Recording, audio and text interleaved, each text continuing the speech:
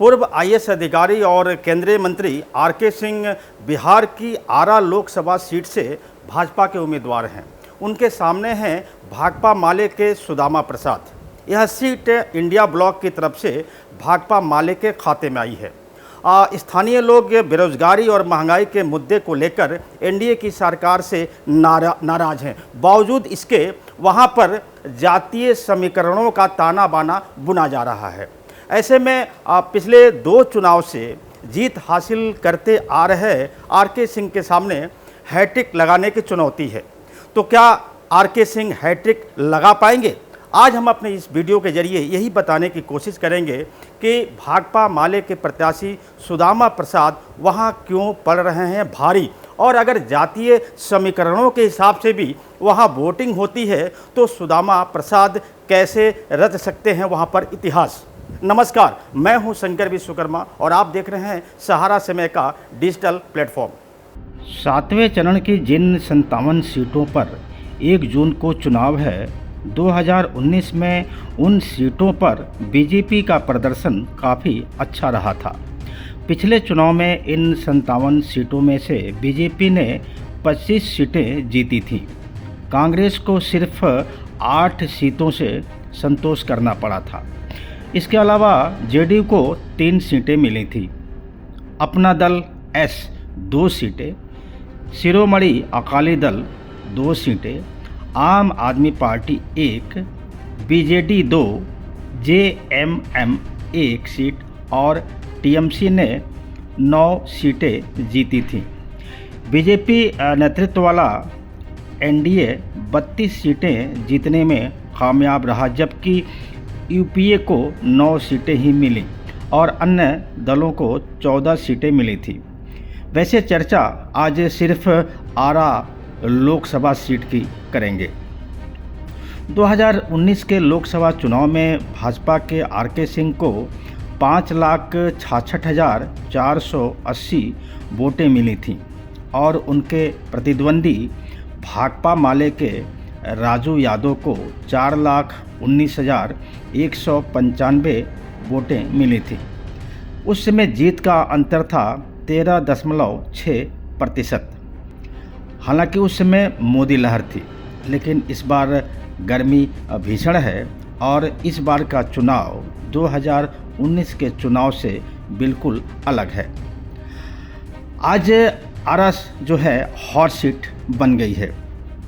लगातार 2 जीत से चर्चा में आए केंद्रीय मंत्री आरके सिंह और माले के तरारी विधानसभा विधायक सुदामा प्रसाद के बीच इस बार यहाँ की चुनावी जंग आर पार के मूड में दिख रही है, जिसमें जातीय समीकरण की भूमिका भी होगी। आरा लोकसभा चुनाव में भाजपा बनाम सीपीआई एमएल यानी भाकपा माले के बीच कड़ी टक्कर के साथ एक अनूठी शैली देखने को मिली है। कदवन जलाशय, सोन नहर की चुनौतियां और एपीएमसी अधिनियम के प्रभाव जैसे प्रमुख मुद्दे उठाए जा रहे हैं। इस सीट पर विभिन्न जाति समूहों से प्रभावित सामाजिक समीकरण एक महत्वपूर्ण भूमिका निभाता है। लोकसभा चुनाव में इस बार आरा लोकसभा सीट पर चुनाव का अंदाज निराला है। सामाजिक समीकरण तो आधार है ही, इस बार कुछ ऑर्गेनाइजेशनल जो कैपेसिटी है और मुद्दों का संघर्ष भी चरम पर है। आरा लोकसभा को लेकर भाजपा के आरके सिंह और तरारी विधानसभा से माले के विधायक सुदामा प्रसाद के बीच सीधी मगर कांटे का संघर्ष भी देखने को मिल रहा है। चुनाव में मुद्दों की हवा भी बह रही है। इंडिया गठबंधन से माले प्रत्याशी जोर शोर से कदवन जलाशय की दुर्गति का मुद्दा उठा रहे हैं, तो वहीं सोन नहर की दुर्गति के किस्से भी सुना रहे हैं। एपीएमसी एक्ट, मंडी की समाप्ति और किसानों की दुर्गति के किस्से भी सुना रहे हैं। वहीं भाजपा आरा में लाभार्थी वर्ग की पूरी पटकथा सुना रही है। 10 किलो अनाज, उज्ज्वल योजना, किसान सम्मान निधि आदि आदि। हालांकि इन सबके बीच सामाजिक समीकरण का अपना हिसाब अलग है। यह किसी के लिए जातियों में विभाजित है तो किसी के लिए धर्म के साथ। इन सब के अलावा यहाँ का जो जातीय समीकरण है उसे भी नज़रअंदाज नहीं किया जा सकता है। लिहाजा आरा में वोटों का समीकरण जातीय गोलबंदी में उलझा हुआ लगता है।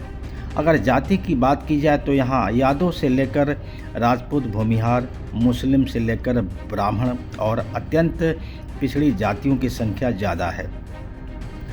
दलित वर्ग की भी अच्छी खासी संख्या है। यहाँ यादव वोटरों की संख्या सबसे ज़्यादा है। ज़िले में 3,50,000 से ज़्यादा यादव वोटर हैं और यह सबको पता है कि यादव वोटर आरजेडी का परंपरागत वोटर रहा है। इन वोटों पर भाजपा का हालांकि कुछ दखल बढ़ने लगा है। उधर भाकपा माले के आधार वोट पिछड़ा, अति पिछड़ा, मुसलमान समेत दलित समाज का वोट माना जाता है। पासवान जाति के वोटरों की संख्या लगभग 50,000 है।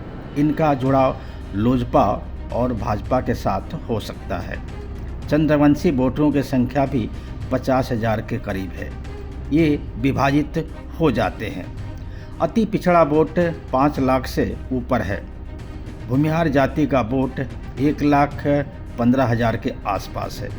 कुछ बुजुर्ग लोग जो पुराने कांग्रेसी हैं वो महागठबंधन प्रत्याशी को वोट करते आ रहे हैं, लेकिन यह देखना बड़ा ही दिलचस्प होगा कि वो कांग्रेस प्रत्याशी इस बार भाकपा माले को वोट करते हैं या नहीं। राजपूत की संख्या लगभग 3 लाख के आसपास है। यह सीधे तौर पर भाजपा प्रत्याशी को ही वोट करता आ रहा है और चूंकि आर.के. सिंह राजपूत जाति से ही बिलोंग करते हैं, लिहाजा इसमें कोई संदेह नहीं है कि राजपूत जाति की जो वोटें हैं वो आर.के. सिंह को नहीं मिलेंगी। ब्राह्मण जाति के लगभग 70,000 वोटर हैं जो अधिकतर भाजपा को ही समर्थन करते आए हैं। कुशवाहा वोटरों की संख्या 1 लाख से भी अधिक है। इन पर दोनों गठबंधनों का दावा हो सकता है और दावा है भी। मुस्लिम समुदाय की आबादी 1,25,000 के आसपास है। यह वोट महागठबंधन के साथ है, यह सबको पता है। कुर्मी, कोयरी, माझी वोट एनडीए के साथ है तो अति पिछड़ा वोट पर दावा दोनों गठबंधन का हो सकता है। भाजपा के संगठन पक्ष का जवाब भी CPI-ML यानी भाकपा माले के पास है। भाकपा माले का आरा में संघर्ष का एक पुराना इतिहास रहा है। माले के कार्यकर्ता जुझारू हैं और सबसे बड़ी बात है समर्पित हैं। उनका संगठन मजबूत है और तो अब माले के 2 विधायक भी हैं और महागठबंधन के तो आरा लोकसभा में 5 विधायक हैं। और आखिरी बात, सामाजिक समीकरण भी तो महागठबंधन के साथ ही है।